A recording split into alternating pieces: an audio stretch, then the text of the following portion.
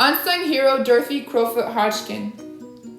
Dorothy Crowfoot Hodgkin is a British biochemist and X-ray crystallography pioneer.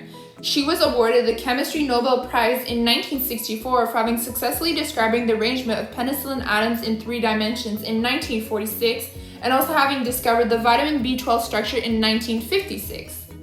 She was born May 12, 1910 in Cairo, Egypt, and sadly passed away July 29, 1994 in Shipston-on-Store, Warwickshire, England. She is a graduate from Sir John Lehman Grammar School, Somerville College, and Cambridge University. Dorothy Crowfoot Hodgkin is a retiree from Somerville College as tutor and official fellow in nature sciences. Before retiring in 1977, she discovered the molecular structure of insulin in 1969.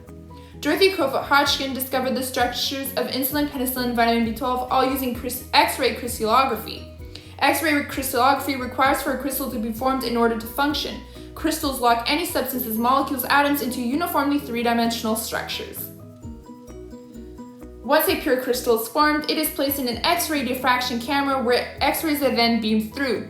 The rays bend and diffract due to clouds of electrons surrounding each atom in the crystallized molecule. The X-rays are recorded on photographic paper as a pattern of dots. With mathematical algorithms, enough information can be gathered to create density graphs on perplex sheets. The density graphs are drawn where each ring represents an atom within the crystal and each ring around it its density. After completing multiple sheets, they're stacked up together where from a naked eye, the contour of the molecule structure can be observed. From a contour, a ball stick model of the structure can be built. Dorothy Crowfoot Hodgkin's discovery had a great social impact on the world's health. Her structures allowed for scientists to modify and synthesize new varieties of vitamin B12, penicillin, and insulin, making them all safer to the public, easily manufacturable, and making them more accessible. People who suffer with pernicious anemia or diabetes were guaranteed safer, healthier, and longer lives thanks to Dorothy. While Dorothy Crowfoot Hodgkin's structure helped prolong people's lives, she also helped liberalize women from ethical issues such as social pressures and discrimination against women in the scientific world. She had only been the 3rd woman to have ever won the Chemistry Nobel Prize, and the 1st being British. Dorothy became a new role model while never letting her gender come in the way of her scientific goals, making women feel empowered to pursue their dreams of working in the scientific community when women only made a small minority in it.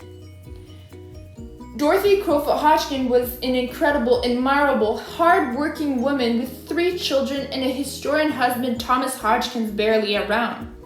She devoted her time to X-ray crystallography, popularizing it. She was the all-time trooper dealing with inflamed hands due to rheumatoid arthritis, which never stopped her from X-raying crystals the size of a grain of salt. She was truly the most independent, empowering woman with her discoveries saving millions of lives then and now. She is underrepresented due to the underrepresentation of women in the STEM, science, technology, engineering, mathematical field.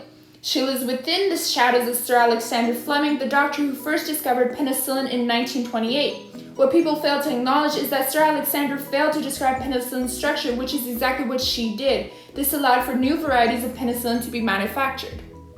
Dorothy Crowfoot Hodgkin should be better known for her discoveries because she made our healthcare possible. Since the 20th century, she's helped save millions of lives from infections, diabetes, and anemia. Allowing from her molecular structure scientists to identify the mechanisms and blueprints of molecules within materials such as penicillin, to them being able to provide safer, better varieties. Lastly, she inspires countless of women to take their place in the scientific community as well as British folks.